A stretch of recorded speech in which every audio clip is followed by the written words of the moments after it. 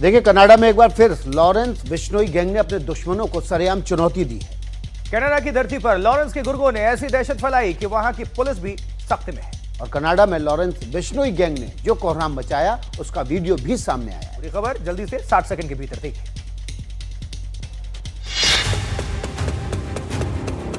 1, 2, 3, 4 ताबड़तोड़ फायरिंग की ये तस्वीरें कनाडा में उस आतंक की गवाह हैं जो कुख्यात गैंगस्टर लॉरेंस बिश्नोई के गुर्गों ने मचाया है।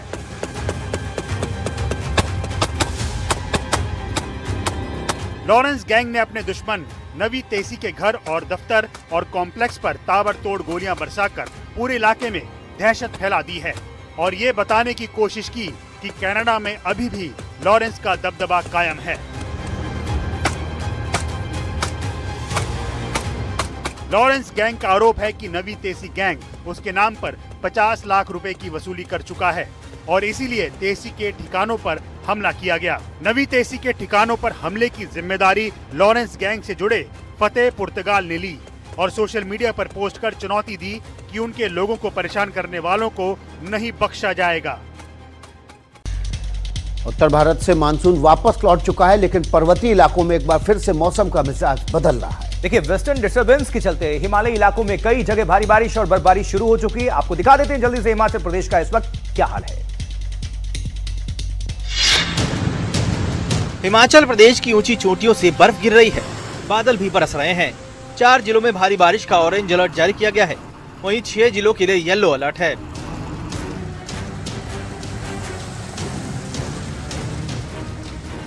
किन्नौर, लाहौल घाटी और शिमला में पहाड़ों पर बर्फ की सफेद चादर बिछी है। ऐसे हालात में तापमान में 4 से 6 डिग्री की अच्छी खासी गिरावट दर्ज की गई और लोगों को सर्दी का एहसास हो रहा है। वहीं बर्फबारी की वजह से रोहतांग मार्ग बंद हो गया।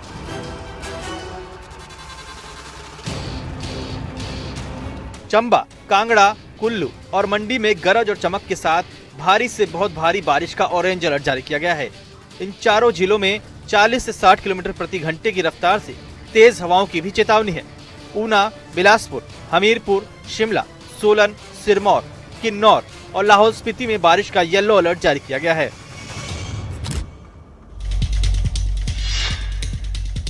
तो बात हो गई हिमाचल प्रदेश की। अब उत्तराखंड की खबर, क्योंकि ऊंची पहाड़ियों में भी उत्तराखंड में बर्फबारी इस वक्त हो रही है।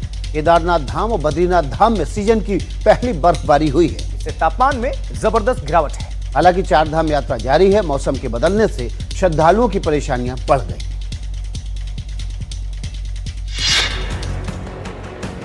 उत्तराखंड के ऊंचाई वाले इलाकों में मौसम ने करवट ले ली है।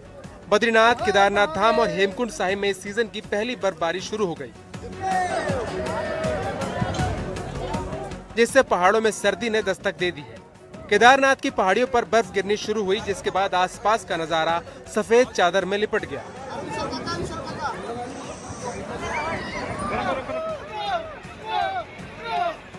मौसम विभाग ने पहले ही चेतावनी जारी की थी कि 6 और 7 अक्टूबर को उत्तराखंड के ऊंचे इलाकों में बर्फबारी और कई जिलों में बारिश हो सकती है। केदारनाथ में बर्फबारी के बाद जिला आपदा प्रबंधन विभाग ने श्रद्धालुओं से अपील की है कि वे ऊनी कपड़े, रेनकोट और जरूरी सामान साथ लेकर ही यात्रा करें, ताकि किसी तरह की असुविधा से बचा जा सके।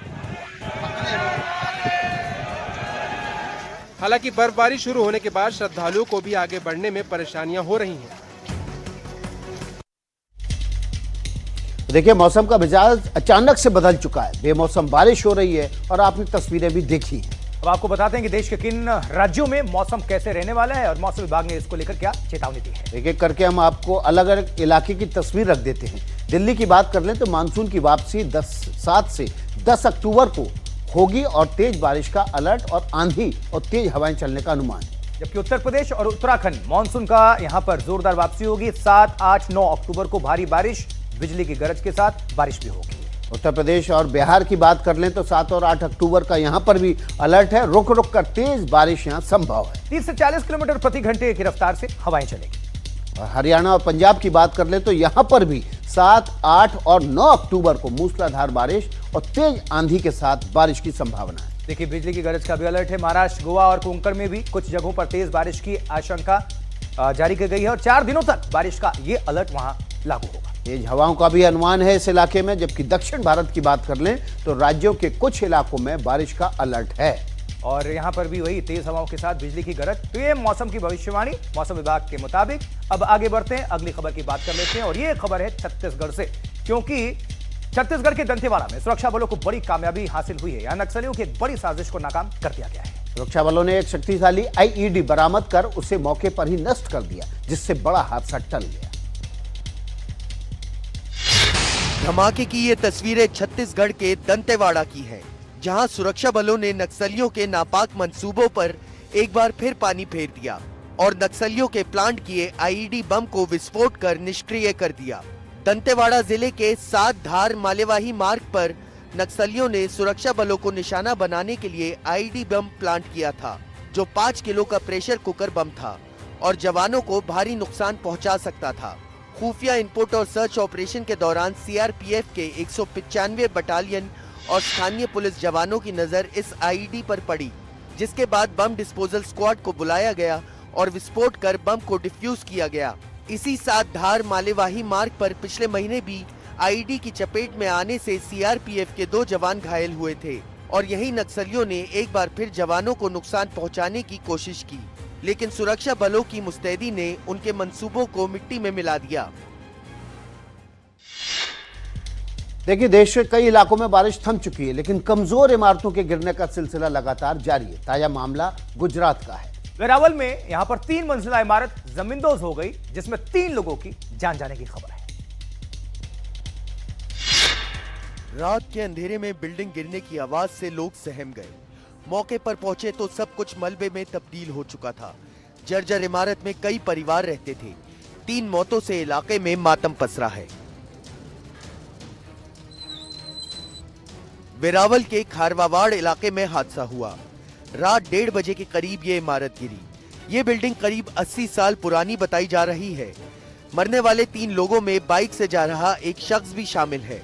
फायर फाइटर्स, पुलिस, स्थानीय प्रशासन की टीमें मौके पर पहुंची थीं। 4 घंटे के रेस्क्यू ऑपरेशन के बाद तीनों शव मलबे से निकाले गए। इस इमारत के गिरने को टाला नहीं जा सकता था, लेकिन 3 जिंदगियां बचाई जा सकती थीं।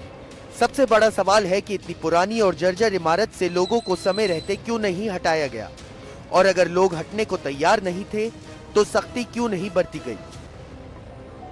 बंद मकान तो नहीं।